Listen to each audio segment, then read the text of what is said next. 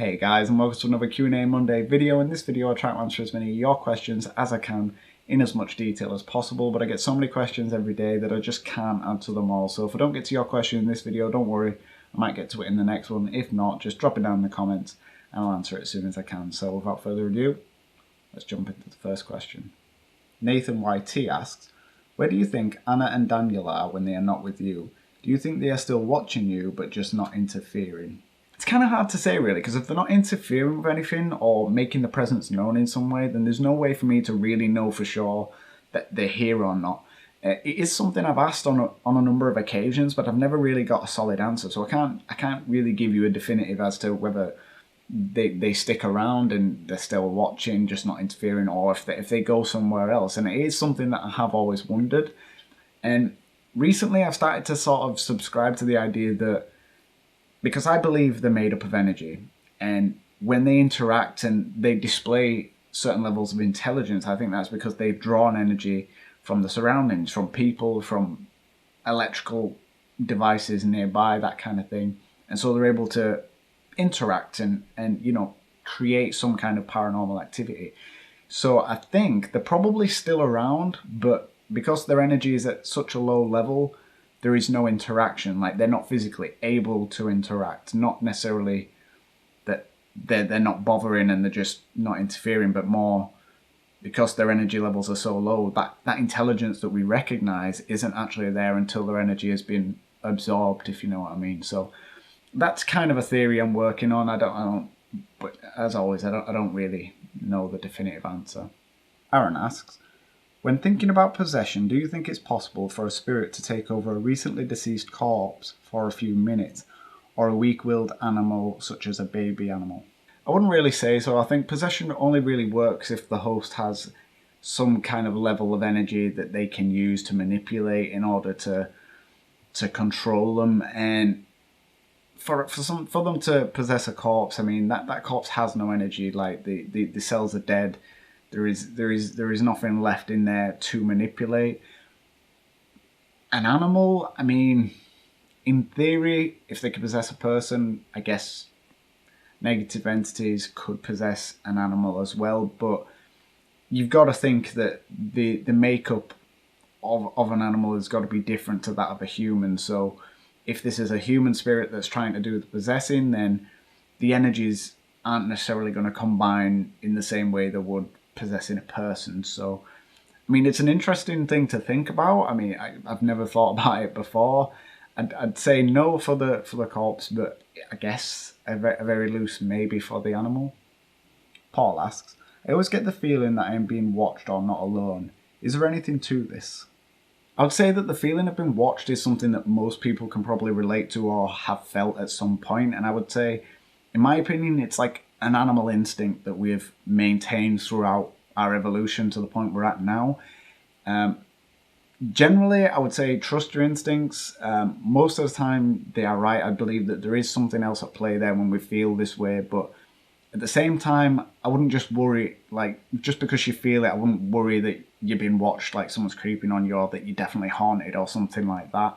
Because other factors can affect how you feel. For example, I recently got asked a similar question over on Facebook about they lived near a wood, like a wooded area, like their house was backed onto it or something like that. And just the woods themselves, in popular culture, there's a lot of horror stories about woods. Just being in that environment kind of could give you the heebie-jeebies, just in general, just being there. And it's all kind of psychological. It doesn't necessarily mean just because you're near a wood and you're feeling that way, it doesn't mean someone's watching you, that there's something there. But you know what I mean, you've just got to stay vigilant. I think keep an eye out for anything else unusual that could be happening. You know what I mean, stay vigilant on it, but don't overdo it. Don't go looking for every little detail, because you'll just make yourself paranoid. And you often find if you're looking for things, you find things that aren't there as well. You know what I mean? Like you just that paranoia can make things so much worse. So just keep an eye out. If anything else unusual happens, then maybe look at further evidence, but I wouldn't worry too much about the feeling of being watched, especially if it's constant. But like I say, just be vigilant. Dane asks, Have you ever considered doing investigations in other locations, or even set up your own team to look at investigating other locations? Yes, I have thought about it, and it is something that I want to bring to the channel at some point. But when I do it, I want to do it right. I don't want to just go out to a local cemetery with a spirit box and do a quick session. Like I want to go out and I want to do, like the Halloween special, I want to do proper investigations where I spend a couple of days in a place and try to really get a feel for it. And I've decided that when I do it, I don't want to go to all these really well publicized haunted locations, maybe from time to time, but I'm not going to go to 30 East Drive straight away, or like the ancient Ramin or anything like that, because it's all been done. Everyone's seen it hundreds of times on TV. Like I believe that these hauntings, they're not as uncommon as we necessarily think. I think there are people out there that are having activity and they do have hauntings, but they're afraid of the ridicule that comes with it. They don't want to be publicized, that kind of thing. And so I would personally like to go investigate in places that haven't been seen 100 times already and do it that way. As for starting a team, I think the only person I know really is my brother, who's as interested in it as I am and actively would quite like to go out and do investigations. But I am open to starting one at some point. But as I've said in the past, I want to get to know people before jumping out and things like that. But you know what I mean, I'll go out and do group investigations and network and see how that goes. Johan asks, "Hi Michael, just a small simple question. Did you do any further investigation on Anna, like when did she die, etc.?"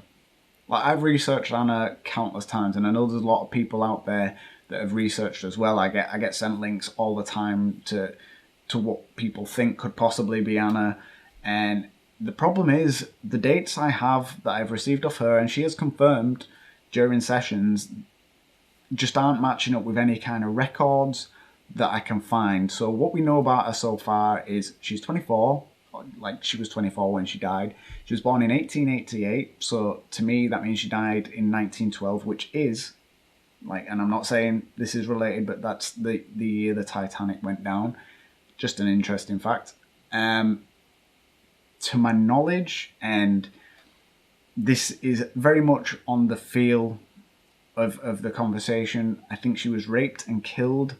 Now, there hasn't been a specific confirmation of that, but if you actually listen to the Spirit Box session in which I got that information, you can understand why I came to that conclusion. And since this revelation, I've not really had specific communication from her. I've heard from her in Spirit Box sessions, and you know what I mean, I've caught EVPs with her in them, but not any strong communication. So to me, she's still around, and it is something that I wanna turn my focus towards soon. Like, I really do want to help this girl move on, but with all the things going on recently, I've just not been able to like focus on one particular spirit. And so in the near future, I'm going to start really trying to angle towards that and find out as much as I can about her that could possibly help the research. But I'm starting to think, because of the lack of records, what if she was just unknown? What if she was like, I don't know, maybe like a gypsy, or, you know, like just didn't have the records that we do? What if it wasn't publicized in the media when she disappeared, that kind of thing? And that could actually tie into the fact that she's still trapped here, because maybe the story was never told, and that could be playing a part in it. I don't know. That's what I know about her so far, but the research is ongoing. I do look occasionally. Olivia asks, "Do you wonder about shadow people? If they could be anything more, for instance, or always dangerous? What do you know about them?" I know about as much as anybody else does, really, as far as shadow people go. I mean, there's a lot of theories about them. Some people think they're aliens, some people think they're interdimensional beings, or people that just like live on another plane of existence, and we sometimes get glimpses of them. Personally, I just think they're another form of apparition. Like, you can get orbs, you can get like misty apparitions, you can get full body apparitions, and I think shadow people are just another form of that. I don't necessarily think that they're all evil, despite the entity that was around in like the first 3 years of my particular journey.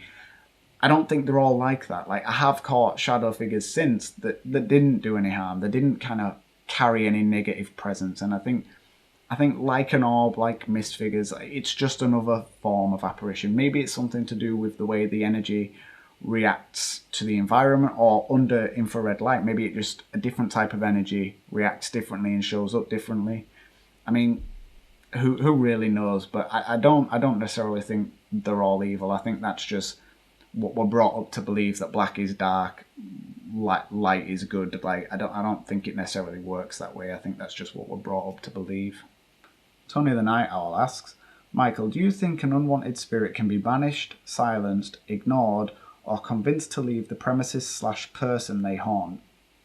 I think it very much depends on the spirit that you're dealing with. I think I've read a lot of accounts, and even from my own personal experience, of people that have started experiencing paranormal activity and they're not particularly happy about it, and so they've sort of sat down in the middle of the room and they've just explained how they feel. Like, I'm not comfortable with you being here, you know what I mean, you're scaring me, I want you to leave, and you know, you're not welcome here. And that's been enough for the activity to stop. And I think it works the same as it would for a person. If you had a guest in your house that you're like, I don't really like you being here, like, I would prefer it if you leave, they're not going to stick around generally, unless there's some kind of, I don't know, sociopath, and they just don't care that they're making you uncomfortable.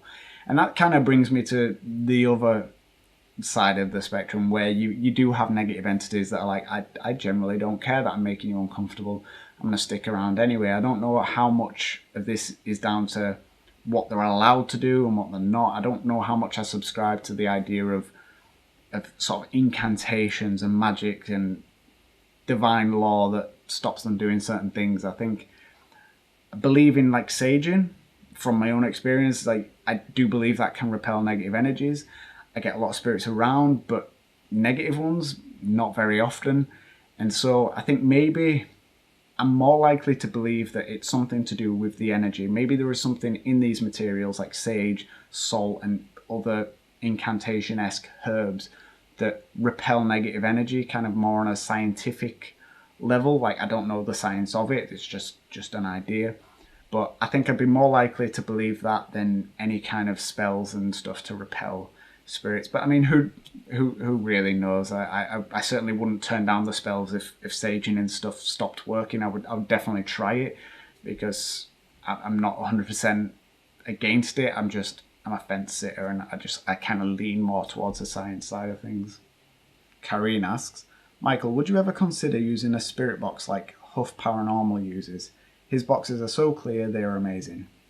Yeah, I think I'd definitely give it a go. And before all the Huff haters start jumping on me and go, no, don't do that, don't go down that road.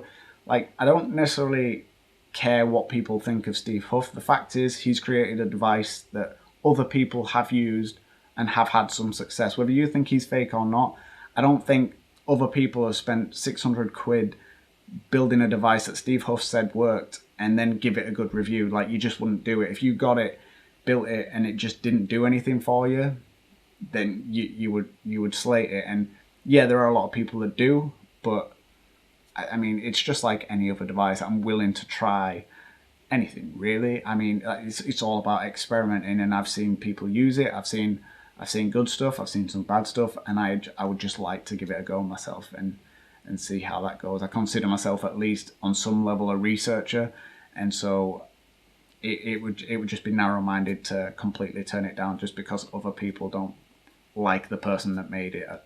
I just think I'd definitely give it a go. Shellwell asks, do you believe Ouija boards really work, or do you think it's just the user's muscle memory making it subconsciously move, like scientists say? I think it's a mixture of both, to be honest, because I mean, the Ouija board itself, it is literally just a piece of wood, a piece of cardboard with a bunch of letters and numbers on it. Like, there's nothing particularly magical about it. I think it's all to do with the intent that you bring forward, because you can just make a Ouija board on a piece of paper by drawing the same numbers and letters on it, get a glass to use as a planchette, etc. I think the intent is definitely what makes it work or doesn't work. I mean, these are sold by toy stores all over. Like, it is a board game at the end of the day. And so you get people that maybe one or two people sit around and play with this. And yeah, I think muscle memory will probably play a huge part in it. If they're just messing around, they're not really taking things seriously, chances are a spirit's going to know that and they're just going to leave it be. And so, yeah, muscle memory will play a huge part in it. But then that wouldn't explain how when there's a group of people, like 4 or 5 people sat around this Ouija board, all with a finger on the planchette, how would the muscle memory from everybody not clash at some point and just stop the planchette moving? How come everyone's mind magically spells out the same stuff to the questions? I just think that there is a little bit too much coincidence there. And you all know how I feel about Ouija boards. I think it's just a little bit too ritualistic for me. I don't personally like the idea of it, so I steer away. But it's mainly because I know I would go into it with a certain level of intent, and the chances are I would conjure up something that I didn't mean to, because I just don't trust them very much. But yes, I do think it's a mixture of both. I think it depends on the person using it. Penguins asks, is it possible to see what the spirit looks like in your mind's eye? Has that ever happened yet? I understand it may be possible via meditation experiment. Yeah, I think it's perfectly possible to see a spirit through your mind's eye. I mean, spirits are said to visit you in dreams more than anything, and again, that's just a projection of your subconscious while you're asleep. I think the same thing could happen during a meditation experiment, and it has in fact happened to me. Like, when I first started doing the meditation experiments, I had just this image of a woman, wide brim hat, long puffed out dress, and personally I think I was seeing Anna, but you can't quantify it. Like, it's not, I couldn't put it forward as evidence. I did discuss it in the video, and then not long after I did an ITC experiment in which I caught a silhouette of a woman in visual white noise wearing said outfit. And so I think personally that was me seeing Anna, but again, it's not something I can constantly do because there's no way of me proving what I'm seeing. I could tell you anything, and I just couldn't put that forward as evidence. So I do think it's possible, but I think you need to be open on a certain level for that to really take effect. Muriel asks, upon seeing that you do most of your videos in the dark, my question is, are spirits affected by whether the lights are on or not? Would they be able to draw energy from that? If so, why do spirits always seem stronger when in the dark/night? I personally have always understood the investigating at night being more about using the cameras in night vision mode, like full spectrum or infrared, because they say that spirits operate beyond a spectrum of light that we can see. So using a camera in infrared mode or full spectrum means that they are capturing more spectrums of light than we can see normally, and so you've got more chance of capturing apparitions if you're looking at that spectrum of light. And that's the reason I personally do it in the dark, because I want to give myself the best opportunity to do that. I mean, you could argue that you could shoot in daylight but just have the camera in infrared mode, but then the sensor itself has been polluted by so many other forms of light that you could be hindering the chances of capturing said apparitions. So that for me is the reason I do it. As to why they're more active on a night or in the dark, I mean, who can say? Is it that they're shy? I mean, I can't imagine they would. Most of the time they want attention.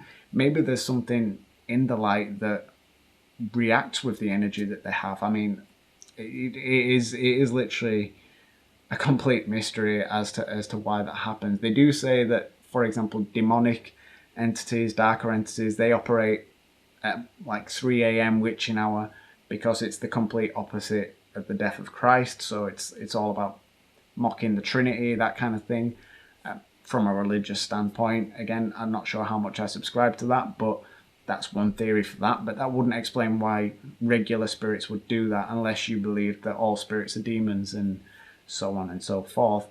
I guess it makes sense. I understand what you're saying about drawing energy from the light. I mean, that would make sense. It's the same way when it's a particularly hot day, I've found the energy is heightened because there's more energy. They can draw the energy from the air. So why can't they do the same thing from the lights? Can they not draw energy from the light bulb, for example? I mean, who knows? Unless it is to do with energies repelling each other and that somehow interferes with it. I mean, it's a mystery. Ryan Smith asks, was wondering if the demonic or other entities have managed to change your mood. Like, has a spirit ever made you depressed, sad, or angry? Yes, that does happen. It's called emotional transference, and I actually did a video about that, and I believe it was called emotional transference, and I shot it about 2 years ago, and I was just basically explaining some of the feelings I had when the spirits were around, and this was the time when the negative entity was around a lot, and I found that me and Sean would sometimes just argue, and we don't argue really, like, ever, because we're quite chilled out people, so sometimes you just get snappy, that kind of thing, and it was just so out of character. Like, wasn't something you were actually angry about, but you couldn't help reacting angrily just about really pointless shit. And so I think that was definitely an emotional transference thing. Like, you were picking up on something that was around you, and it was affecting you on an emotional level. And the same things happened in more recent years when I was speaking to Anna before, and I was asking about a family and a friend, and she said she was alone, and I was getting this all through the K2 meter, and I just came across like really sort of sad. Like, I myself felt lonely and sad, and it just sort of came over me, and it's like I knew it wasn't my feelings. I was picking up on something around me, but it was there, like it was real. Like I was actually feeling that, and so it does happen. It's quite a well documented thing actually in haunted locations, that people pick up on the emotions of the spirits nearby. And I mean, there's no way of scientifically proving these feelings beyond special brain scanning equipment, but these things do happen, and yeah, it's called emotional transference. And so that's it for this week's Q&A video, guys. I hope I answered your questions sufficiently and in enough detail. Like I said before, if I didn't get to your question in this video, don't worry. Just drop it down in the comments and I will try to get to it as soon as I can. So thank you all so much for watching. And as always, I'll post any and all activity as and when I get it.